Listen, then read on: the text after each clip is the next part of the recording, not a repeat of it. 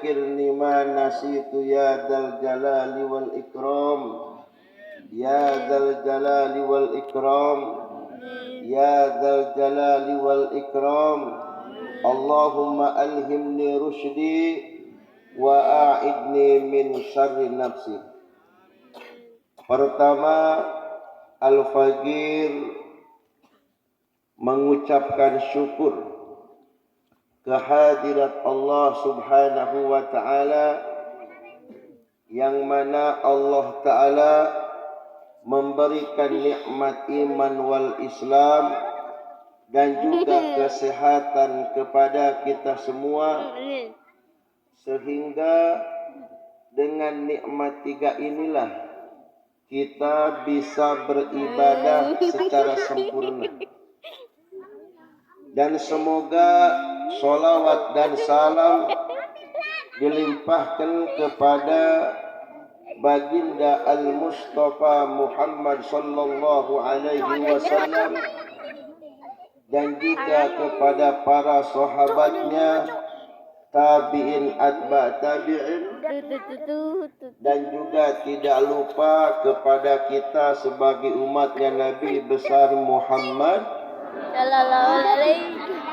Sebelum Al-Faqir berbicara kepada inti, terlebih dahulu Al-Faqir ingin menyampaikan permohonan maaf yang sebesar-besarnya kepada para kasepuhan, para ajengan, para kiai, para ustadz, yang mungkin Al-Faqir tidak akan sebut namanya satu persatu, tetapi insya Allah tidak akan mengurangi rasa hormat Al-Faqir kepada beliau.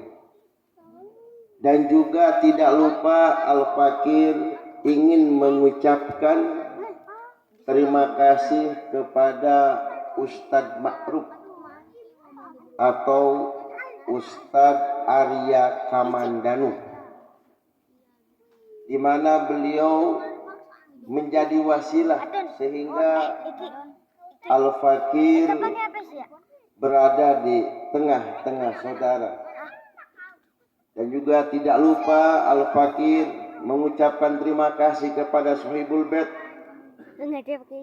yang dimana beliau juga menjadi wasilah sehingga Al-Faqir sampai ke tempat ini, yang mudah-mudahan beliau khususnya umumnya kita semua diberikan panjang umur, sehat walafiat, dimudahkan urusannya, dijembarkan rizkinya.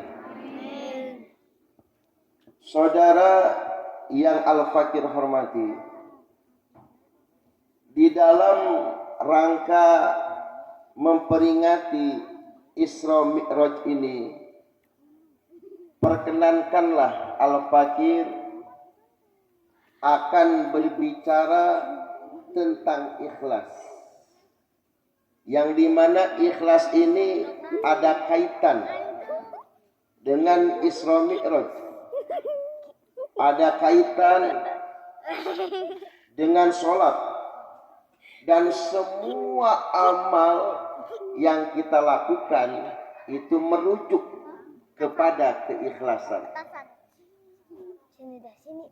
Kenapa Al-Faqir ada inisiatif untuk membahas ikhlas? Pertama, ikhlas ini hampir hilang dalam kehidupan kita. Coba silahkan direnungkan. Ikhlas itu hampir hilang dalam kehidupan kita sehari-hari. Kita lupa bahwa ikhlas itu adalah syarat diterimanya amal ibadah kita. Saudara yang Al-Faqir hormati, mudah-mudahan yang Al-Faqir sampaikan ini bermanfaat. Sebab orang Bekasi ini mengadakan acara seperti ini tuh pakai modal, pakai biaya. Kalau tidak memberikan manfaat, kalau tidak mencerdaskan, kalau tidak membawa barokah, dan kalau tidak ikhlas, semuanya haba'an manthura. Semuanya akan sia-sia. Semuanya akan percuma. Kalau kita ibadah kepada Allah tidak ikhlas. Karena ikhlas ini adalah syarat diterimanya amal ibadah kita oleh Allah Subhanahu wa ta'ala. Cuman sayang sejuta kali sayang, sayang 1000 kali sayang, bahwa ikhlas ini jarang dikupas tuntas. Sehingga kita semua lupa. Amal kita tidak dilandasi oleh keikhlasan kita. Sehingga di akhirat nanti kita semua akan menjadi rugi. Saudara yang Al-Fakir hormati, apa sih itu ikhlas? Ikhlas itu saudara, kalau kita bayangkan, kalau kita ibaratkan, itu ibarat air yang jernih.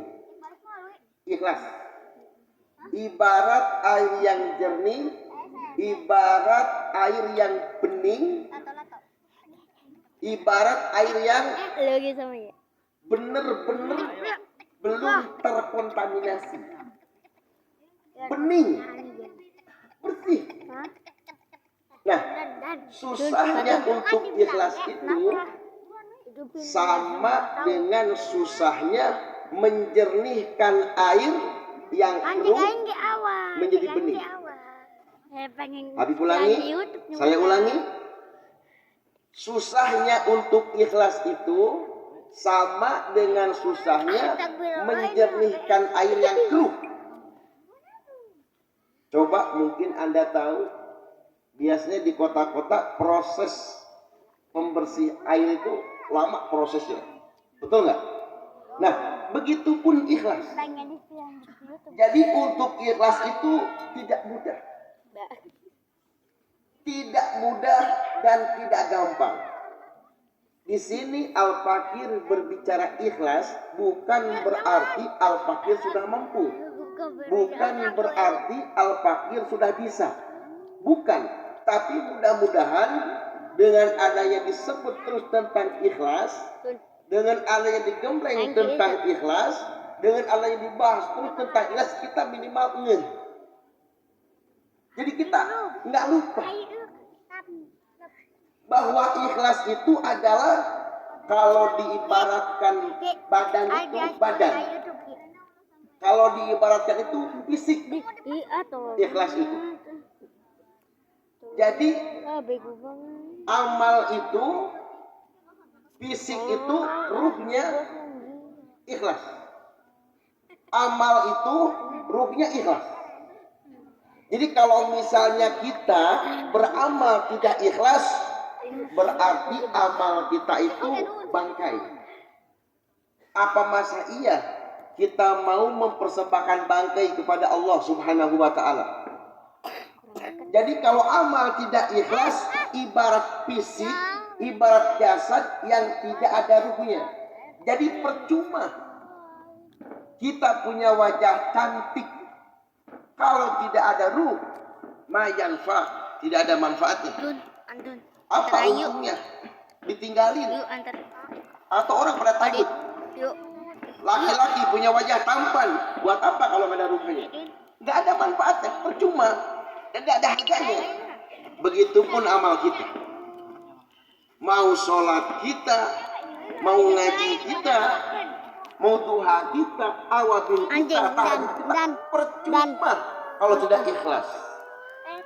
Oleh karena itu saudara-saudara, maka ikhlas ini harus digembleng. Awas dan. Jarang disentuh, jarang dibahas ini ikhlas. Sehingga kita semua lupa, tidak pernah mempedulikan kepada amal kita. Makanya amal di akhir zaman ini merajalela yang ria, pamer. Sekarang lagi pamer, musim pamer, naudzubillahi min dzalik. Makanya di akhir zaman atau di akhirat nanti banyak orang yang rugi karena amal capek-capek pahalanya tidak ada. Kenapa? Lupa. Ikhlas itu adalah syarat diterimanya amal ibadah kita. Makanya ada keterangan yang mengatakan ikhlasu sa'atin najatul abad. Orang yang ibadah mampu ikhlas 1 jam saja itu akan menjadikan selamat seumur hidup. Ikhlasu sa'atin najatul abad.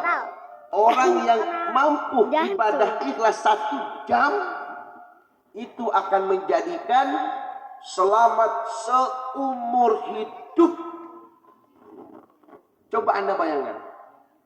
Man akhlasa lillah wa lam yanwi muqabilan dhaharat asaru barakatihi wa ala nafsihi ila yaumil qiyamah. Barang siapa orang yang ibadahnya ikhlas, maka barokahnya akan dohir, akan dirasakan oleh anak cucu keturunan kita.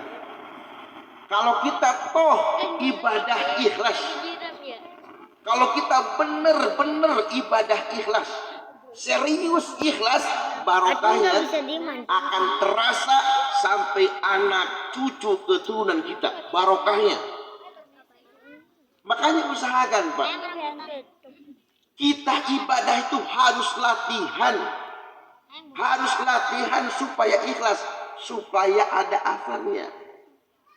Makanya kalau kita baca manakib-manakib, Pak, Bu, bahwa kunci dakwah para nabi itu ikhlas. Kunci dakwahnya para sahabat ikhlas. Sampai tabiin, atba tabiin, ulama kholaf, salaf, sampai ulama-ulama kita, guru-guru kita, sepuh-sepuh kita. Kenapa nasihatnya menyentuh? Kenapa nasihatnya tidak menjadi fitnah? Kenapa dakwahnya diterima oleh semua kalangan? Kenapa dakwahnya menyentuh hatinya, masuk dalam hatinya? Karena ikhlas. Karena ikhlas dakwahnya. Tidak lihat uang, tidak lihat materi, tidak lihat amplop, tidak lihat apa-apa, kecuali melihat keridhaan Allah Subhanahu wa taala. Jadi kembali kepada keikhlasan kita ya Bapak-bapak, Ibu-ibu. Beda dengan orang-orang sekarang. Kadang-kadang ceramah menimbulkan masalah. Ceramah menimbulkan fitnah. Kadang-kadang. Karena ada Pak. Ketika pulang mubalik, satu kampung ribut. Ketika satu kampung mubalik ceramah, pulang berantem Pak. Ada Pak. Saya pengalaman. Kenapa? Mungkin kurang kontrol keikhlasannya. Mungkin kurang kontrol keikhlasannya. Makanya sepuh-sepuh kita, guru-guru kita, ulama-ulama kita, kenapa ceramahnya Pak menyentuh, adem, enak? Kenapa ini Pak? Ikhlas. Masya Allah, tabarakallah. Ikhlas. Nah oleh karena itu Bapak, yuk coba kita kawal amal kita, kawal. Sebelum amal, saat amal, sesudah amal. Pantau terus, kawal terus, intip terus, hati-hati. Karena bisa aja Pak,